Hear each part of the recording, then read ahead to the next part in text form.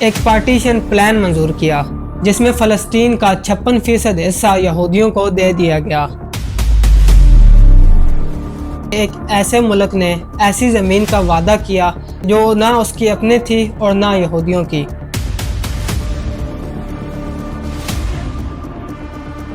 7 لاکھ سے زائد فلسطینی اپنے گھروں سے بے گھر ہو گئے۔ ایک ایسی فوج جو یونیورسٹی بھی ہے، ریسرچ لیب بھی ہے اور کیپٹل فیکٹری وینچر بھی ہے۔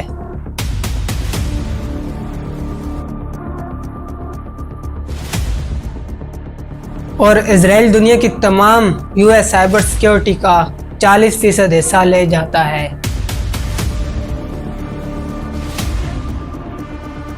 اور جو کانگریس مین اسرائیل کے خلاف بولتا ہے اس کا اگلا الیکشن خطرے میں پڑ جاتا ہے۔ اسرائیل کی بہت ساری کمزوریاں بھی ہیں اور وہ سنگین ہیں۔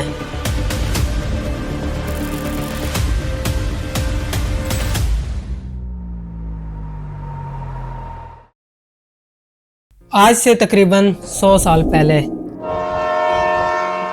مشرقی وسطی کے ایک چھوٹے سے خطے میں جسے فلسطین کہتے ہیں،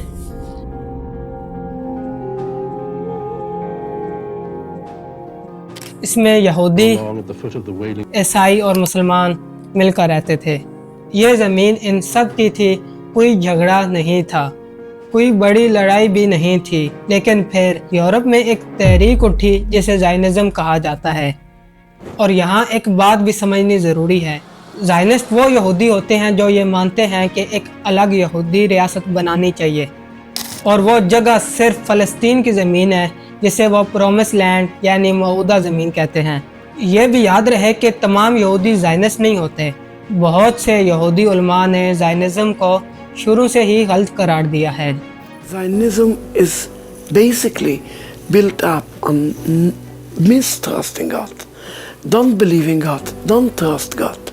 From the other side, Judaism is built up on trusting in God. The state of Israel is a rebellion against God. خیر 1917 میں برطانوی حکومت نے بیلفور ڈیکلریشن جاری کیا۔ یہ دراصل برطانوی وزیر خارجہ آرتھر جیمز بیلفور کا ایک خط تھا جو انہوں نے زائنسٹ لیڈر کو لکھا، جس میں برطانیہ نے وعدہ کیا کہ فلسطین کی زمین میں یہودیوں کے لیے ایک قومی وطن بنانے میں مدد کی جائے گی۔ اور یہی وہ لمحہ تھا کہ ایک ایسے ملک نے ایسی زمین کا وعدہ کیا جو نہ اس کی اپنی تھی اور نہ یہودیوں کی، جس پر پہلے سے لاکھوں فلسطینی آباد تھے۔ اس کے بعد دھیرے دھیرے یورپ سے یہودی لوگ فلسطین میں آنا شروع ہو گئے۔ انہوں نے آہستہ آہستہ وہاں زمینیں خریدی، کچھ فلسطینیوں سے چھینی گئیں اور آہستہ آہستہ فلسطینی کسانوں کو ان کے اپنے کھیت سے ہی نکالا گیا۔ اور 1947 میں یونائٹڈ نیشن، جس میں اس وقت اکثریت مغربی ممالک کی تھی، ایک پارٹیشن پلان منظور کیا۔ Partition of Palestine and 7 months of deliberation by the United Nations and 2,000 years of political homelessness for the Jews. جس میں فلسطین کا 56% حصہ یہودیوں کو دے دیا گیا، جبکہ وہ اس وقت کل آبادی کے صرف 1/3 تھے۔ مگر فلسطینیوں نے یہ پلان مسترد کیا کیونکہ کوئی بھی قوم اپنی زمین کا حصہ کسی دوسری قوم کو نہیں دیتی۔ 14 مئی 1948 کو اسرائیل نے اپنی آزادی کا اعلان کیا۔ The Jewish people at once began to celebrate the United Nations decision. If they hadn't got all they wanted, they had at least gained the verdict for the setting up of a new Jewish state. اور اگلے ہی چند مہینوں میں، جسے فلسطین نکبہ یعنی تباہی کہتے ہیں، 7 لاکھ سے زائد فلسطینی اپنے گھروں سے بے گھر ہو گئے۔ یہ لوگ بھاگے نہیں تھے، انہیں نکالا گیا تھا۔ یہ ریفیوجیز اور ان کی اگلی نسلیں آج بھی لیبنان، ویسٹ بینک، غزہ اور جارڈن کے کیمپس میں زندگی گزار رہی ہیں، اپنی واپسی کا انتظار کرتے ہوئے۔ جب اسرائیل نے 1948 میں اپنی آزادی کا اعلان کیا تو مصر، اردن، شام، عراق اور لبنان کے فوج نے اس کے خلاف جنگ شروع کی۔ یہ جنگ فلسطینیوں کی زمین واپس دلانے کے لیے لڑی گئی تھی، لیکن نتیجہ الٹا نکلا۔ اسرائیل نہ صرف قائم رہا بلکہ اس نے اور زیادہ زمین پر قبضہ کر لیا۔ 1947 کے UN پارٹیشن پلان میں جو اسرائیل کو زمین ملی گئی تھی، جنگ کے بعد اس سے بھی 26% زیادہ علاقہ اس کے ہاتھ میں آ گیا۔ 7 लाख से ज़्यादा फ़लस्तीन मज़ीद बेघर हुए और अरब अफवाज को शिकस्त हुई।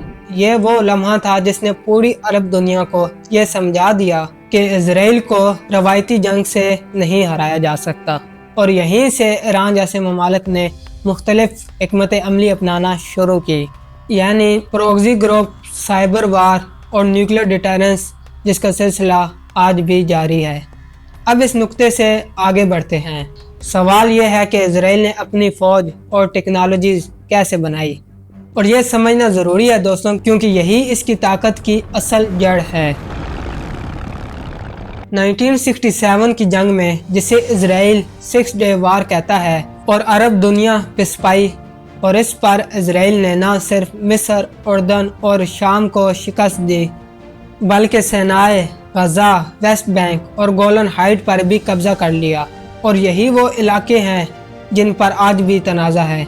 और उसी साल फ्रांस ने इजराइल पर आर्म्स एम्बार्गो लगा दिया, यानी किसी भी मुल्क को हथियार बेचने पर मुकम्मल पाबंदी, यानी इजराइल का सबसे बड़ा हथियार फरोश अचानक गायब हो गया। तो इजराइल ने उस वक्त एक फ़ैसला किया जिसने सब कुछ बदल दिया। इजराइल ने उस वक्त कहा कि हम खुद हथियार बनाएंगे, खुद टेक्नोलॉजी बनाएंगे और किसी के मुताज नहीं रहेंगे। और इसी सोच ने इजराइल को दुनिया की सबसे यूनिक इदारा बना दिया, एक ऐसी फ़ौज जो यूनिवर्सिटी भी है, रिसर्च लैब भी है और कैपिटल फैक्ट्री वेंचर भी है। टेलपिएट प्रोग्राम, ये एक अलाइड मिलिट्री एकेडमिक प्रोग्राम है जो हर साल 10,000 एप्लीकेंट में से सिर्फ 50 तालिब इल्मों को चुनता है। ये बच्चे 9 साल में infantry training, physics degree, artillery, tank corps और एयर फोर्स फैमिलराइजेशन एक साथ मुकम्मल करते हैं, और इनके final project real weapon system बनते हैं। आयरन डोम, जो इजराइल का मिसाइल डिफेंस सिस्टम है, यानी वो सिस्टम जो आसमान से आते हुए रॉकेट और मिसाइल को आसमान में ही तबाह कर देता है। और इस आयरन डोम की एक बुनियादी सोच एक टेलपोएट स्टूडेंट के प्रोजेक्ट से ही निकली। इसके साथ यूनिट 8200 है, यानी कम्युनिकेशन और साइबर इंटेलिजेंस की यूनिट है। फंक्शनैलिटी तो अमेरिका की NSA जैसी, लेकिन NSA में से 30,000 से 40,000 लोग काम करते हैं, जबकि यूनिट 8200 यही काम 2,000 लोगों से करती है, जिनकी औसत उम्र 19 से 22 साल है। और स्टक्सनेट इसी यूनिट का एक कारनामा बताया जाता है। एक ऐसा कंप्यूटर वायरस यानी साइबर वेपन था जिसे ख़ास तौर पर ईरान के नाटेंज न्यूक्लियर प्लांट के सेंट्रीफ्यूजेस को निशाना बनाने के लिए बनाया गया था। सेंट्रीफ्यूज वो मशीन है जो यूरेनियम को न्यूक्लियर फ्यूल बनाने के लिए इस्तेमाल होती है। स्टक्सनेट ने इन मशीनों को अंदर से तबाह कर दिया, जबकि बाहर से इन स्क्रीन पर सब कुछ नॉर्मल दिखाई देता रहा, यानी ईरानी इंजीनियर को पता ही नहीं चला कि इनका सबसे अहम न्यूक्लियर प्रोग्राम बर्बाद हो रहा है। और यह दुनिया की पहली बार थी कि एक कंप्यूटर प्रोग्राम ने फिजिकल मशीनरी को जंग के बगैर तबाह किया। 1993 में योजना प्रोग्राम के जरिए इजरायली हुकूमत ने एक और चाल चली। योजना एक गवर्नमेंट वेंचर कैपिटल इनिशिएटिव था जिसमें हुकूमत ने $100 मिलियन लगाए ताकि कारोबारी दुनिया इसमें आए। नतीजा इसका ये निकला कि 1990 में जहां इजराइल की सिर्फ वीसी इंडस्ट्री $5 मिलियन की थी, ठीक 10 साल बाद 2000 में वो 3.3 अरब डॉलर तक पहुंच गई। ये 60 गुना इजाफा था। और ये चक्कर दोस्तों आज भी जारी है। 2025 में गूगल ने एक Israeli cyber security company Vij को $32 अरब में खरीदा। साइबर सिक्योरिटी वो टेक्नोलॉजी है जो कंप्यूटर सिस्टम और नेटवर्क को हैकर्स और साइबर अटैक से बचाती है, और ये टेक हिस्ट्री की सबसे बड़ी एक्वाइजेशन थी। और इजराइल दुनिया की तमाम यूएस साइबर सिक्योरिटी का 40% हिस्सा ले जाता है, यानी जिस टेक्नोलॉजी से अमेरिका दफा करता है उसका एक बड़ा हिस्सा इजराइल बनाता है। यही वो रिश्ता है दोस्तों जो दोनों को मजबूती से बांधे हुए हैं। लेकिन सिर्फ टेक्नोलॉजी से ये कॉन्फ्लिक्ट नहीं समझा जा सकता, इसकी एक रूह भी है, एक मजहबी जहत भी है, और ये दोनों तरफ से है। इजरायली रिलीजियस ज़ायनिस्ट कहते हैं कि ये ज़मीन तोरा में खुदा ने यहूदियों को दी है। हमारी मुकद्दस किताब की पेशेंगोई के मुताबिक यहूदी रियासत के क़याम का वक्त आ चुका है। اور 1967 کی جنگ میں بیت المقدس یعنی یروشلم کا ہاتھ آنا ان کے لیے ببلیکل پروفیسی کا پورا ہونا تھا۔ اسی سوچ کی بنیاد پر آج ویسٹ بینک میں غیر قانونی سیٹلمنٹ بن رہی ہیں۔ Israel's government has cleared the final hurdle necessary to begin construction of a controversial settlement that rights groups say could complicate any effort at forming a contiguous Palestinian state. فلسطینیوں کے گھر گرائے جا رہے ہیں اور اسرائیلی حکومت میں بیزالیل سموٹرچ اور ایتمار بن گویر جیسے لوگ ہیں جو اوپنلی ویسٹ بینک کو اپنے ملک کا حصہ بنا لینا چاہتے ہیں۔ מדינית מסיימת ביהודה ושומרון שהורגת לחלוטין את רעיון חלוקת הארץ והקמת מדינת טרור בלב ליבה. תהיה רגל מדינית מסיימת בעזה שתרחיב את גבולותינו. תהיה רגל מדינית מסיימת בלבנון שתרחיב את גבולותינו על הליטני. اور دوسری طرف ایران کا نقطہ نظر سمجھنا ضروری ہے۔ اور یہاں دوستوں ایک تاریخی حقیقت یاد رکھیں۔ 1953 میں ایران کے منتخب وزیر اعظم محمد مصدق کو CIA اور برٹش انٹیلیجنس نے مل کر ایک کوپ کے ذریعے اقتدار سے ہٹایا، کیونکہ مصدق نے ایران کا تیل قوم کے لیے چاہا تھا اور یہ مغرب کو منظور نہیں تھا۔ اور اس کے بعد رضا شاہ پہلوی کو ایران پر مسلط کر دیا گیا اور یہ بادشاہ امریکہ کی پوری پوشیدگی سے حکومت کرتا تھا، مغربی طرز زندگی کو زبردستی ایرانی عوام پر تھوپتا تھا، مذہبی علماء کو جیل میں ڈالتا تھا اور اپنی خفیہ پولیس سواد کے ذریعے ہر مخالف کو کچل دیتا تھا۔ ایرانی عوام کے لیے یہ بادشاہ آزادی کی نہیں بلکہ امریکی غلامی کی علامت بن گیا تھا، جب تک کہ 1979 میں اسلامک ریولیوشن نہیں آئی، جس پر ایرانی عوام نے اٹھ کر اس نظام کو ختم کیا جو انہیں باہر سے تھوپا گیا تھا۔ آیت اللہ خامنائی نے اس ریولیوشن کو ایک اسلامی فریم ورک میں رکھا اور اسرائیل کو ناجائز قرار دیا۔ ایران کی نظر میں اسرائیل فلسطینیوں کی زمین پر زبردستی قائم کی گئی ایک کولونیکل سٹیٹ ہے جسے مغرب نے سپورٹ کیا، اور اسی کارن ہر سال ایران میں یوم القدس ڈے منایا جاتا ہے جس میں ایرانی عوام بیت المقدس کی آزادی کا عہد کرتے ہیں۔ اپریل 2024 میں جب ایران نے پہلی بار ڈائریکٹلی اسرائیل پر ڈرون اور میزائل داغے تو یہ کوئی اچانک فیصلہ نہیں تھا۔ اس سے پہلے دمشق میں ایرانین ڈپلومیٹک کمپاؤنڈ پر اسرائیلی حملے میں ریولیوشنری گارڈ کے سینئر کمانڈر شہید ہوئے تھے۔ ان شہداء کے خون کا بدلہ لینا ایران کی اور مذہبی ذمہ داری دونوں بن گئی۔ یہ ایران کا وہ پہلو ہے جسے مغربی میڈیا صرف ایگریشن کہتا ہے لیکن سیاق و سباب نہیں بتاتا۔ اب آتے ہیں ہم سب سے بڑے سوال پر، یہ امریکہ ہمیشہ اسرائیل کی سائیڈ کیوں لیتا ہے؟ And let me also give a very special thanks to someone who truly loves Israel. اس کے میرے نزدیک 3 جواب ہیں اور ہر جواب پچھلے سے زیادہ گہرا ہے۔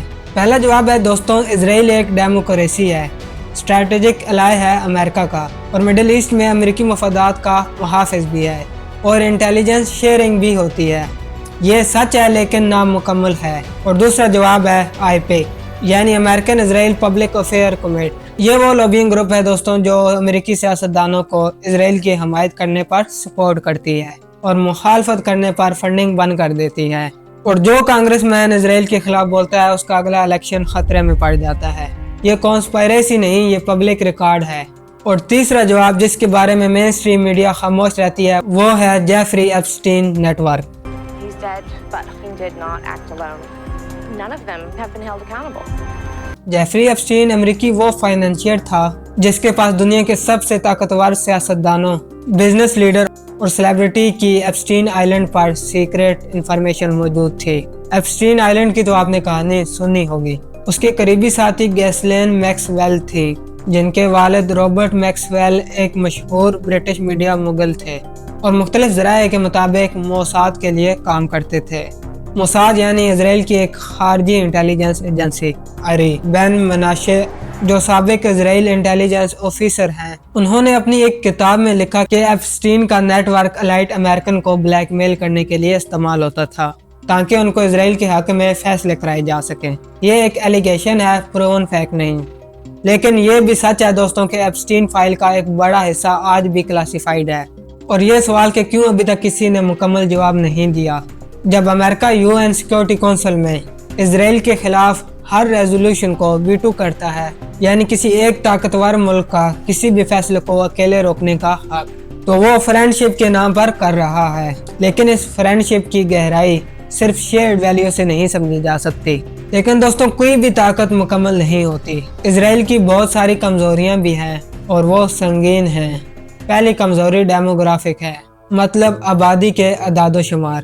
آج ویسٹ بینک اور غزہ کو ملا کر ریور جارڈن سے میڈیٹرینین سی تک یہودی اور عرب آبادی تقریباً برابر ہے۔ CIA ورلڈ فیکٹ بک کی رپورٹ کے مطابق آنے والے سالوں میں فلسطینی تعداد زیادہ ہو جائے گی۔ اس کا مطلب ہے کہ اسرائیل کے پاس دو ہی راستے ہیں، یا فلسطینی ریاست کو مانے یا یہودی اکثریت کھو دے، اور یہ وہ سوال ہے جس سے وہ مسلسل بھاگ رہے ہیں۔ اور دوسری کمزوری جوڈیکل کرائسس ہے۔ 2024 میں اسرائیل کی سپریم کورٹ نے نتن یاہو حکومت کے جوڈیکل اوورہال قانون کو رد کیا، اور 2025 میں نئے قوانین جج اپوائنٹمنٹ پر کنٹرول بڑھا رہے ہیں جو عدالتی آزادی کو محدود کرتے ہیں۔ تو اس کا نتیجہ یہ نکلا کہ لاکھوں اسرائیلی سڑکوں پہ نکل آئے کیونکہ انہیں اپنی ڈیموکریسی خطرے میں نظر آئی۔ Tonight we came to protest against the corruption in our government. We came to protect democracy and to show that we are liberals and we are like-minded community with all the liberal world. And we are not going to give up till we will show all the things that go wrong in this country. اور تیسری کمزوری global isolation ہے۔ غزہ میں جو کچھ ہوا اس کے بعد اسرائیل کی امیج پوری دنیا میں تباہ ہو گئی۔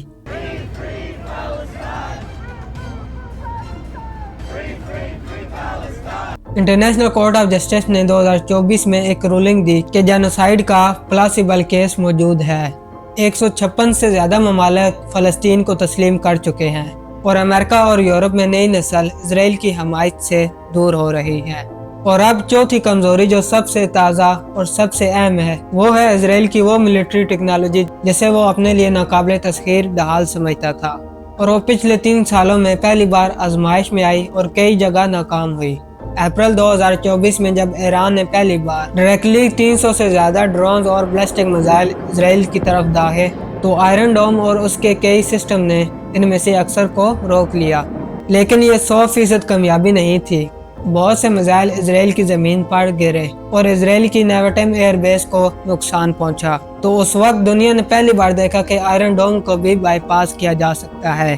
About why Israel's advanced air defense systems failed to intercept this missile. پھر اکتوبر 2024 میں ایران نے دوسرا حملہ کیا جس میں بیلسٹک میزائل شامل تھے۔ ہائپر سونک میزائل کا دعویٰ جزوی طور پر درست ثابت ہوا اور آئرن ڈوم کے لیے روکنا بالکل مشکل۔ لیکن اسرائیل صرف دفاع نہیں کر رہا تھا، وہ خاموشی سے ایران کے نیوکلیر پروگرام کو برسوں سے اندر سے کھوکھلا کر رہا تھا، اور اس کام میں دوستوں موساد کا کردار مرکزی تھا۔ وہی موساد دوستوں جو بیرونی ملک آپریشن چلاتی ہے، جاسوسی کرتی ہے اور ضرورت پڑنے پر ٹارگیٹڈ کلنگ بھی کرتی ہے۔ 2010 سے شروع ہونے والے ایک خاموش مگر خفیہ سلسلے میں ایران کے کئی اہم نیوکلیر سائنٹسٹ کو ایک ایک کر کے نشانہ بنایا گیا۔ مسعود علی محمدی 2010 میں تہران میں اپنے گھر کے باہر بم دھماکے میں شہید ہوئے۔ ماجد شاہ ریاری اسی سال موٹر سائیکل سوار حملہ آوروں نے شہید کر دیا۔ داریوش رازینی جاد 2011 میں تہران میں قتل کر کے شہید کیا گیا۔ اور سب سے بڑا نقصان 2020 میں ہوا جب ایران کے سب سے اہم نیوکلیر سائنٹسٹ محسن فخری زادے کو تہران کے قریب ایک ریموٹ کنٹرول مشین گن سے شہید کیا گیا، اور یہ ہتھیار سیٹلائٹ سے آپریٹ ہو رہا تھا اور اسے موساد نے ہی ایران کے اندر تک پہنچایا۔ ان سائنسدانوں کی شہادت نے ایران کے نیوکلیر پروگرام کو سالوں پیچھے دھکیل دیا، لیکن ایران نے دوستوں ہمت نہیں ہاری اور پروگرام جاری رکھا۔ مگر اسرائیل کا موساد یہاں بھی نہیں رکا۔ اکتوبر 2024 میں اسرائیل نے ایران کے اندر پریسیژن ایئر سٹرائک کی، جن میں ایران کے کئی اہم ایئر ڈیفنس سسٹم تباہ کیے گئے، اور یہ پیغام صاف تھا کہ اسرائیل اگر چاہے تو ایران کی نیوکلیر سائٹ پر بھی پہنچ سکتا ہے۔ اسی عرصے میں یحییٰ سنوار حماس کے سربراہ کو غزہ میں اسرائیلی آپریشن میں اکتوبر 2024 میں شہید کیا گیا، اور حزب اللہ کے سربراہ حسن نصر اللہ کو بیروت میں ستمبر 2024 میں ایک ٹارگیٹڈ ایئر سٹرائک میں شہید کیا گیا۔ یہ دونوں ایران کے سب سے قریبی اور پروگزی الائز تھے۔ پھر 2025 اور 2026 میں ایران کو سب سے بڑا اندرونی دھچکا لگا۔ جون 2025 میں اسرائیل اور امریکہ نے مل کر ایران کے نیوکلیر سائٹ پر براہ راست فضائی حملے کیے، جن میں ناتنز، فورڈو اور اصفہان کے نیوکلیر فیسلٹیز کو نشانہ بنایا گیا۔ یہ وہ مقامات ہیں جن میں ایران اپنے یورینیم کو انریچ کرتا تھا۔ اس کے بعد ایران کے سب سے اوپر لیڈرشپ پر بھی ضرب لگی۔ ایران کے سپریم لیڈر آیت اللہ علی خامنائی، جو 1989 سے ایران کے سب سے بڑے مذہبی اور سیاسی رہنما تھے اور جن کا لفظ ایران میں قانون کا درجہ رکھتا تھا، وہ 28 فروری 2026 کو US اسرائیل کے مشترکہ ایئر سٹرائک میں تہران کی رہائش گاہ پر شہید ہو گئے۔ حضرت آیت اللہ العظمی سید علی حسینی شہادت را نوشیدند۔ ایرانین میڈیا نے 1 مارچ کو تصدیق کی 40 دن سوگ اور 7 دن تعطیلات کا اعلان ہوا۔ ان کی بیٹی، داماد اور پوتی بھی شہید کی گئی۔ اس کے فوراً بعد مجلس خبرگان نے مارچ 2026 میں ان کے بیٹے مجتبی خامنائی کو نئے سپریم لیڈر منتخب کر لیا۔ حضرت آیت اللہ العظمی سید مجتبی خامنئی۔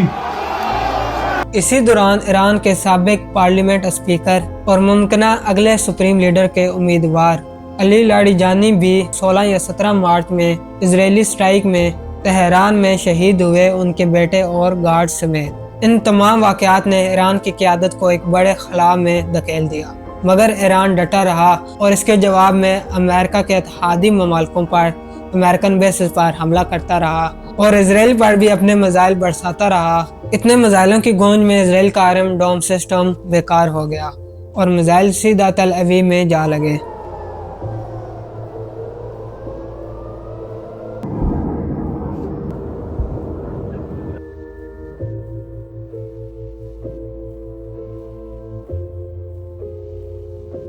اور ایران نے اسٹریٹ آف ہرمز کو پارشل بند کر دیا۔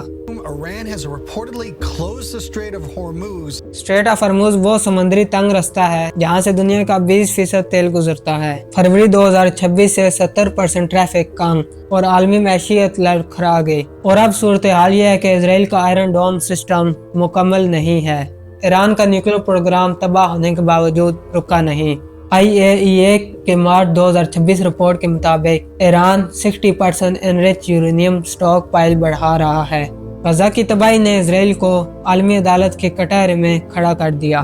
ایران کی نئی قیادت مجتبی خامنائی پہلے سے زیادہ سخت موقف رکھتے ہیں، اور وہ ٹیکنالوجی جسے اسرائیل اپنی سب سے بڑی طاقت سمجھتا تھا، وہ اب آرمز ریس میں صرف ایک ایڈوانٹیج ہے، ناقابل شکست قلعہ نہیں۔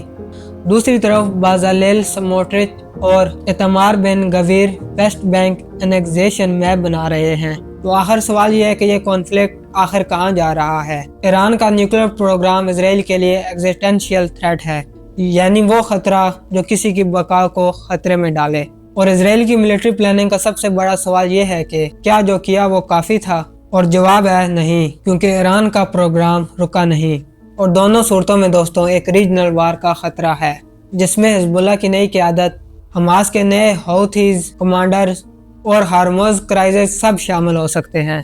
تو یہ تنازع کب ختم ہوگا؟ جب تک یہ 3 چیزیں نہیں بدلتی۔ پہلی، فلسطینیوں کو ان کی زمین اور ریاست مل جائے۔ دوسرا، بیت المقدس کا مسئلہ منصفانہ طریقے سے حل ہو جائے۔ اور تیسری، امریکی اور مغربی سیاست پر وہ لوبی کمزور پڑے جو ہر ناانصافی کو ویٹو سے بچاتی ہے۔ اللہ حافظ۔